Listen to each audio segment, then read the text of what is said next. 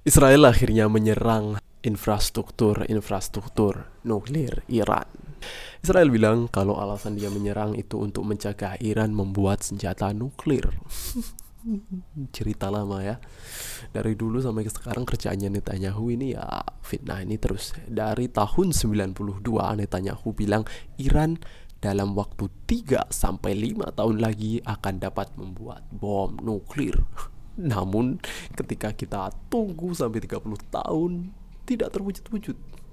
Dan dia ulang-ulang terus tuh pernyataan. Ya, ini sebenarnya alasan saja ya untuk menguasai Middle East sama taktiknya seperti saat menyerang Irak.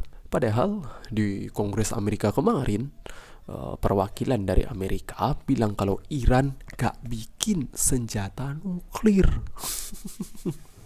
Jadi tahuan ya bagaimana buruknya orang-orang atau politisi-politisi barat ini. Beberapa analisis juga menyatakan alasan sebenarnya itu karena Netanyahu masih ingin berkuasa. Di dalam negerinya Netanyahu itu sudah agak-agak tidak populer. Dan jika perang berakhir, kemungkinan Netanyahu ini bisa-bisa diturunkan dari jabatannya. Satu-satunya cara dia bisa terus bertahan adalah dengan terus berperang. Lucunya habis nyerang ada laporan kalau Netanyahu langsung kabur ke Yunani. Aduh, jadi beginilah orang-orang elit itu ya.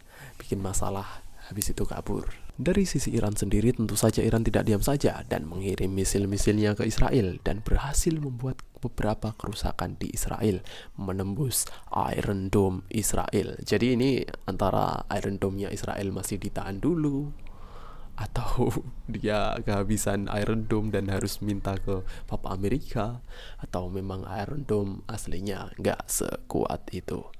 Sekarang kita berlanjut ke penamaan Operasi Rising Lion. Nah, kemarin Israel menyatakan operasi ini dengan nama Operasi Rising Lion atau Macan Bangkit. Kenapa operasi Israel kemarin dinamai Operasi Rising Lion atau Macan Bangkit? Jika kita lihat bendera Iran sebelumnya, kalian akan melihat bentuk macan di situ. Sedangkan yang sekarang adanya lafaz Allah. Well, singkatnya sebelum Iran menjadi pemerintahan Islam, Iran dulunya adalah kerajaan. Namun karena zalim, kemudian direvolusi rakyat dan berhasil berganti menjadi pemerintahan Islam sekarang yang ternyata anti-Israel.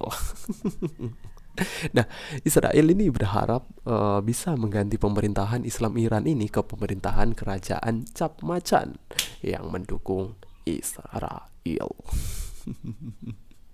Jadi sekarang mulai muncul kan propaganda yang menyuruh rakyat Iran untuk makar. Terus beberapa media juga mulai propaganda interview dengan Raja Persia sebelumnya. Katanya orang-orang Persia itu sudah muak dengan pemerintahan Islam dan sebagainya dan sebagainya. Dan berbicara terkait Israel, tentunya tidak lengkap kalau kita tidak berbicara terkait Amerika. Pertanyaan pentingnya adalah, bisa tidak Iran menang melawan Israel? Kecil. Masalah terbesarnya adalah logistik. Iran dan Israel itu jauh dibatasi oleh dua negara. Kalau main misil-misilan, kayaknya nggak mungkin bertahan untuk waktu yang lama. Soalnya Israel disuplai oleh Amerika yang sumber dayanya hampir tak terbatas. Dan kalaupun seandainya mau menyerang lewat darat, ya sama juga dibatasi oleh dua negara. Masa dua negara ini mau dilewati begitu saja? Apalagi sekarang Syria pemimpinnya sudah bukan Syiah lagi, dan musuhnya kan dulu bermusuhan dengan Iran. Nah, untuk saat ini Amerika nggak langsung membantu menyerang Iran. Awal-awal Israel nyerang, awalnya itu Trump bilang kalau Trump nggak ikut-ikutan, gitu. Atau Amerika itu nggak ikut-ikutan. Well, walaupun agak sulit dipercaya ya seorang Amerika tidak membantu seorang Israel. Namun yang jelas secara formal Amerika belum turun tangan.